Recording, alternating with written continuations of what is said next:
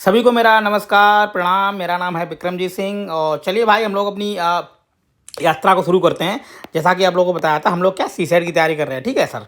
तो आज हम कुछ मैथ के क्वेश्चन और प्रैक्टिस करेंगे ताकि हमारी जो सीसेट की तैयारी है वो थोड़ी और अच्छी हो जाए। ओके, तो सर पहला ही क्वेश्चन है, ये है सर जो चाल और समय होता है फिर उसका क्वेश्चन है। चलिए सब देखते हैं। वैसे क्वेश्चन बहुत ही सरल टाइप का है। अगर यूपीएससी ऐसा पूछता है तो बहुत अच्छी बात है, क्योंकि देखो यूपीएससी का सर कोई भरोसा नहीं। यूपीएससी का मतलब किसी भी एग्जाम में, ठीक है। यूपीएससी ने इस बार जो क्वेश्चन पूछे हैं प्री में, तो मतलब मेरे ख्याल से वो कुछ भी पूछ सकता है। आप ये मत सोचिए कि हमेशा कट नहीं पूछता है, यूपीएससी कुछ भी पूछ सकता है, ठीक है। तो चलिए बस हम लोग अपना स्टार्ट करते हैं। तो सर पहला क्वेश्चन ये है, अपनी सामान्य चाल से, ठीक है, 3/4 भाग चलकर कोई भी अथिरा, ठीक, बड़ा खतरनाक नाम है, सब कुछ छोड़िए, अपने कार्यालय 15 मिनट देरी से पहुंचती है, ठीक है, महिला है। उसे अपने घर और कार्यालय के बीच की दूरी लगने वाला सामान्य समय कितना है। कहने का मतलब वो है, देखिए आप क्वेश्चन इसको हम लोग थोड़ा नीचे ले आए। एक सेकंड सर, बस हो गया, ठीक, इसको लेके आते हैं नीचे। अब इसको लगाते हैं, ठीक है। देखिए सामान्य चाल, इसका मतलब यह है कि देखिए हम जब भी अगर आपको चाल क्लियर ना हो, जब भी बटेटे में दिए तो उसकी मान लीजिए चाल एक, ठीक है।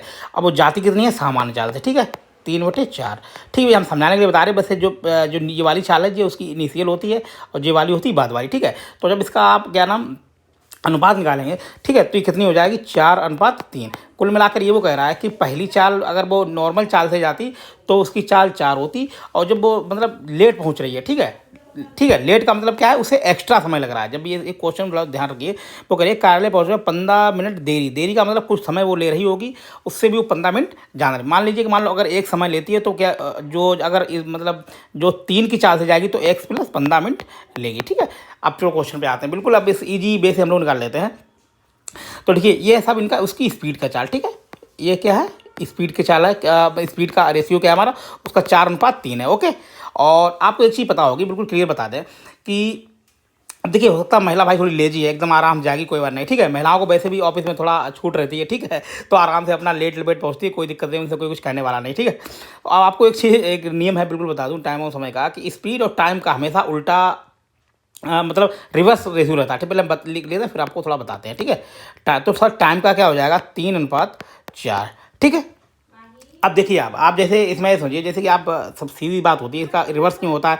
जैसे आप किसी अपनी महिला मित्र से मिलना चाहते हैं, ठीक है, और आप पैदल जाएं, ठीक है, तो आपको बहुत समय लगा। लेकिन साहब अगर आप वही अपनी बुलेट निकाल रहे हैं, भड़बड़ाते हुए एकदम मिलने जाएं, ठीक है, तो आप क्या है बहुत जल्दी पहुंच जाएंगे। तो वो ये है कि अगर पैदल जाएंगे तो हमारा समय ज़्यादा लगेगा, और किसी गाड़ी से जाएँ तो समय कम लगेगा, ठीक है। तो स्पीड का वही उल्टा इसीलिए रिवर्स होता है, ठीक है। अब देखते हैं साहब, देखिए उसकी यानी जो नॉर्मल चाल क्या नाम टाइम था, अगर वो 4 की स्पीड से जाती, मतलब कुछ ही, चाहे किलोमीटर हो या जो भी हो, 4 की स्पीड से जाती तो उसे कितना लगता है, 3 टाइम, ठीक है, 3 समय लगता है। लेकिन वो 3 की जब चाल जाती है, ठीक है, जो उसकी बाद की चाल है, तो कितना लगता है, 4 का मतलब समय लगता है, ठीक है। तो देखिए इन दोनों का डिफरेंस कितना है, एक आ रहा है, ठीक, कितना आ रहा है, एक। अब जो एक डिफरेंस वो क्यों आ रहा है, क्योंकि जो मतलब जो क्या नाम उसकी चाल थी वो कम थी, और इसीलिए 1 घंटे का लगभग मतलब 1 घंटा मिनट आप कुछ भी मान लीजिए, यूनिट मान लीजिए, इसे आप यूनिट मान लीजिए, ठीक है। तो इस एक की वैल्यू कितनी उसमें दी गई है, क्या नाम हमारे क्वेश्चन में 15 दी गई, ठीक है। तो मेरे ख्याल से बात आप समझ गए होंगे। अब एक की वैल्यू कितनी है, 15, तो साहब अगर निकाल लेंगे, ठीक है, एक की वैल्यू 15 है तो वही 15 ही रहेगा हमारा, ठीक है। अब देखते हैं, देखिए अब हमारा क्लियर हो गया कि हम मतलब चाहे वो बाद की मतलब टाइम पूछे या पहले वाला पूछे, तो सब निकाल लेंगे, ठीक है। तो अगर यानी कहने का मतलब है, उसे अगर जो अपनी नॉर्मल चाल से जाती तो उसे कितना लगता है, 3, और यहाँ पे टाइम का रेशियो कितना है, 3 × 15, ठीक है। अगर वो अपनी नॉर्मल चाल से जाती महिला तो उसे लगते 45 मिनट, ठीक है। अब उसे कितने लग रहे हैं, ठीक है। अब चाहे आप 15 जोड़ लीजिए तब भी 60 आएगा, और नहीं तो यहाँ से निकाल लीजिए, ठीक है। अगर वो अपनी जो बाद की चाल से जाती है तो उसे कितना समय लग रहा है, 15 बराबर कितना लग रहा है, 60 मिनट, ठीक है। कुल मिला के कहने का मतलब बात है कि जो इनिशियल टाइम था वो था 45, और जो बाद का समय है वो कितना है, 60 मिनट। अगर आपसे ये क्वेश्चन पूछता कि पहले वाला, या पूछता कि उसे टोटल समय कितना लग रहा है, ठीक है, तो कितना लग रहा है, 60 मिनट, ठीक है। बात मेरे ख्याल से आपकी बात बिल्कुल समझ में आ गई होगी। तुम्हारा आंसर इसमें सर कौन सा होना चाहिए, ये वाला होना चाहिए, ठीक भाई। तो अगला क्वेश्चन हमारा किससे है, परसेंटेज से है। चलो हम जैसा क्वेश्चन बताता है वैसे ही करते आते हैं, ठीक है। एक कार्यालय में 30% कर्मचारी महिलाएं, यानी यहाँ भी देखिए आप भाई बहुत ही है ना, लैंगिक असमानता है जेंडर के पे। तो मान ले जैसा वो कहता वैसे हम लोग करते थे, ठीक है। माना कि एक कार्यालय में कितनी 100 लोग थे टोटल, कुल कर्मचारी, ठीक है। तो उसमें सर क्या थे, 30%, यानी हम मान लेते हैं 70% कितने हैं, ठीक है, मेल हैं, और 30% क्या है, महिलाएं हैं, ठीक है, फीमेल होंगी। Okay sir. अब वो कहता है कि 60% महिलाएं और 40% जो पुरुष हैं वो विवाहित हैं, ठीक है। तो आप निकाल लीजिए, पहले इनका निकाल लीजिए 40%, ठीक है। देखिए 70 का 40% सर कितना होगा, 40 और बटे 100, ठीक। ये कर लीजिए, यानी एक बिंदी से बिंदी कट जाएगी, ये 7 चौक 28, ठीक, 28, यानी 28 लोग कितने हैं, विवाहित हैं, और बाकी जो लोग कितने बचे हमारे, प्लस, ठीक है, जो विवाहित हैं और अविवाहित कितने हो गए हमारे, 70 में से 28 जाएंगे तो हो गए 42, ठीक। अब इन पे आते हैं साहब, 30 इंटू, अब वो कहते कितनी, 60% महिलाएं मतलब शादीशुदा हैं, ठीक है। तो निकाल लीजिए साहब, ये बिंदी से बिंदी उड़ जाएगी और जो होगा 18, यानी इसमें यानी क्या नाम हो गया, 30 में 12, ठीक है, 12 महिलाएं कितनी हैं और क्या नाम, अविवाहित हैं। तो अब क्वेश्चन आगे क्या पूछ रहा है, कार्यालय में अविवाहित महिलाओं की सभी मतलब जितने भी कर्मचारी हैं कितनी संख्या है, ठीक है। तो यहाँ पे पुरुष हमारे कितने बिना शादीशुदा के हैं भाई, 42 हैं, ठीक है, और महिलाएं कितनी हैं, 12 हैं। तो दोनों जोड़ लीजिए, ये कितना हो गया, 42 और प्लस 12, यानी टोटल हमारी जो जिनकी शादी नहीं हुई है 100 लोगों में से, वो लोग टोटल कितने हैं साहब, ये कितने हो गए, 54, ठीक है।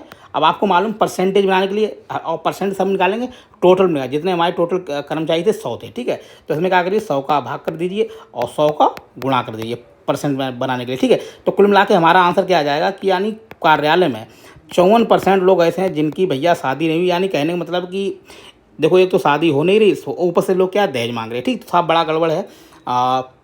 तो कुल मिला के है कि दहेज को सब बंद किया जाए भाई, सबकी शादी हो। बताओ यार, 54% लोगों की शादी नहीं हो रही कार्यालय में, बेचारे अवैध घूम रहे हैं, ठीक है। तो सब ये बड़ा गड़बड़ है। चलिए ठीक है भाई, तो अगला हमारा क्वेश्चन किससे ये है, प्रॉफिट एंड लॉस से, ठीक है। बड़ा ही मज़ेदार क्वेश्चन है, और ये मतलब यूपीएससी से क्या, चाहे यूपीएससी हो या कोई भी एग्जाम हो, कहीं ना कहीं ये जरूर पूछा जाता है, ठीक है। और चलिए सर हम क्वेश्चन थोड़ा इसको बढ़ा देते हैं, बस हो गया, ठीक है। तो ये क्वेश्चन पूछा जाता है, और मतलब ये क्वेश्चन अगर आपने पहले नहीं लगाया तो आप ना कहीं चकरा जाएंगे, और लगाएंगे भी तो काफ़ी बड़ा हो जाएगा। तो इसके लिए बहुत ही सिंपल सा तरीका है सर, दोनों तरीके आपको बताएंगे जिससे आपको क्वेश्चन एकदम हल कर पाएंगे, ठीक है। तो पहले क्वेश्चन भाई वो कह रहा है कि यदि केलों को 50 रुपये में 60 की दर से, कहने मतलब 50 रुपये में कितने केले खरीद रहा है, वो 60 खरीद रहा है, ठीक है। तो ये हो गए हमारे RS रुपये लिख लीजिए, और साहब जो, ठीक है, बनाना, ठीक है, केले से हिंदी में ही लिख लेते हैं, ठीक है। तो कितने 50 में की दर से वो सर कितने खरीदता है, 60 की दर से, ठीक। अगले आइए, फिर वो कहता है 60 रुपये में 50 की दर से खरीदता है, ठीक है।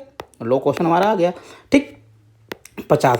अब देखिए इसके दोनों तरीके हैं। पहली बात तो एकदम पहले हम एकदम ना सिंपल वाला तरीका देंगे जिससे क्वेश्चन एकदम हमारा ना चुटकी में आ जाए, ठीक है। जब भी इस टाइप का क्वेश्चन हो तो सब आप क्रॉस मल्टीप्लाई कीजिए, ठीक है। और ये वाला हमारा कौन सा, ये पहले वाला मूल्य, ये वाला कौन सा होगा, ये बाद वाला, यानी पहले वाला हमारा कौन सा होगा, ये हमारा क्रय मानेंगे, और दूसरे वाला क्या मानेंगे, विक्रय मानेंगे, ठीक है। तो आप इसका क्रॉस मल्टीप्लाई करेंगे, और चाहे आप बिंदी काट भी लीजिए, बाद में काट लेंगे, ठीक है। इक्वलिटी कितना हो जाएगा, 2500, ठीक है। और बराबर हमारा बराबर नहीं है, ठीक है, ये आप ऐसे करके रखिए, ठीक है, बराबर नहीं है, ये हमारा रेशियो है, ठीक है। और जो हो जाएगा 3600, ठीक है। बात समझ में आई। अब आप चाहें तो इसमें बिंदी बिंदी से उड़ा दीजिए, ठीक है, यानी ये हो गया 25 अनुपात और कितना हो गया 3600, ठीक है। बात समझ में आ रही। अब देखिए इसको आप मानिए क्रय मूल्य और इसको मानिए विक्रय मूल्य, और आंसर आ गया हमारा। तो आपको फार्मूला मालूम है, ठीक है, लाभ प्रतिशत वार क्या होता है, जो हमारा कॉस्ट प्राइस होता है, ठीक है, वो सेलिंग प्राइस, ठीक, सेलिंग प्राइस और माइनस कॉस्ट प्राइस, और अपन में क्या होता है, कॉस्ट प्राइस इंटू 100, ठीक, ये होता है फार्मूला। चलो लगा लेते हैं। तो सर हमारा आ जाएगा 36 माइनस 25, और बटे में हमेशा लाभ और हानि किस पे निकाला जाता है, क्रय मूल्य पे, ठीक है। तो हो जाएगा 25 और इंटू 100 क्यों करते हैं, प्रश्न बनाने के लिए, ओके। अब देखिए घटा लीजिए, 36 में से 25 के कितना बचा, 11 बटे 25 और इंटू 100, ठीक है। इसे कहा 25 चक्कू 100, यानी हमारा लाभ कितना आ जाएगा, 44%, ठीक है। तो हमारा इसका आंसर कितना होना चाहिए, ये वाला होना चाहिए, ठीक है।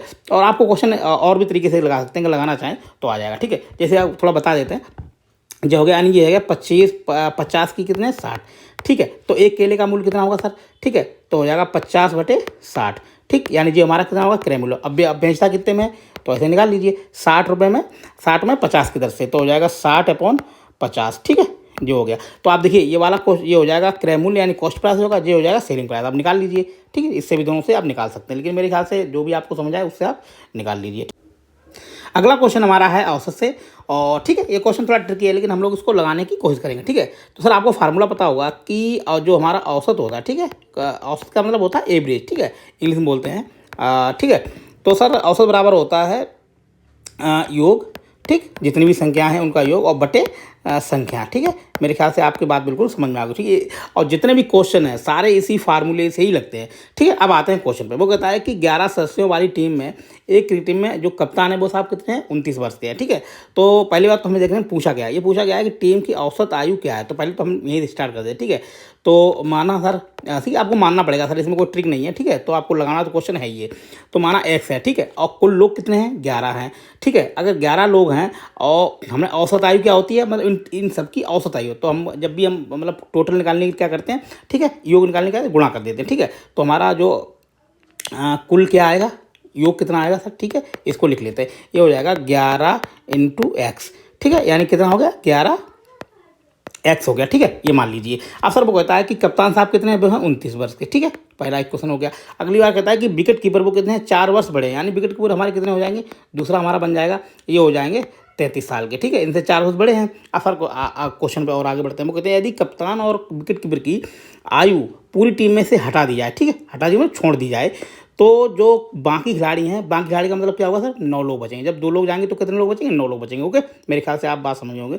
बाकी खिलाड़ियों की औसत आयु पूरी टीम की औसत आयु से 2 वर्ष कम हो जाएगी। ठीक है, बस मेरा यहीं पे क्वेश्चन इसी से ही पूरा निकलेगा। ठीक है, अब देखते हैं। देखिए, पूरी टीम की जो आयु कितनी है, 11 एक्स है। ठीक है, 11 एक्स, और वो कह रहा है कि इनकी और इनकी अगर दोनों घटा दें तो कितनी वर्ष, जो औसत आयु कितनी है, 2 वर्ष कम हो जाएगी। ठीक है, इन दोनों की आयु कितनी होगी साहब, 62 हो जाएगी। तो कितना कर देंगे हम, अगर इन दोनों को घटा दें, ठीक है, 29 और 33, 62 हो गए। ठीक है, वो कहता है कि इन दोनों की आयु टोटल में से निकाल दें तो बाकी जो 9 लोग बचे हैं उनकी औसत आयु कितनी हो जाएगी, एक्स माइनस 2। ऐसा हमने क्यों किया, देखो औसत आयु कितनी हमने मानी थी, एक्स, एक्स में 2 कम हो जाएगी, और हम क्या निकाल रहे हैं, क्योंकि ये पूरा क्या है, ये योग है सभी लोगों का। ठीक है, तो देखो यहाँ पे भी 9 लोग हैं, 11 में से 2 लोग गए, कितने बचे, 9 बचे, और यहाँ पे भी 9 लोग, इसलिए ये इक्वल क्या हो गया, इक्वल हमने बराबर किया। ठीक है, इक्वल किया। आप क्वेश्चन निकाल लीजिए, बस आ गया आंसर, 11 एक्स माइनस 62।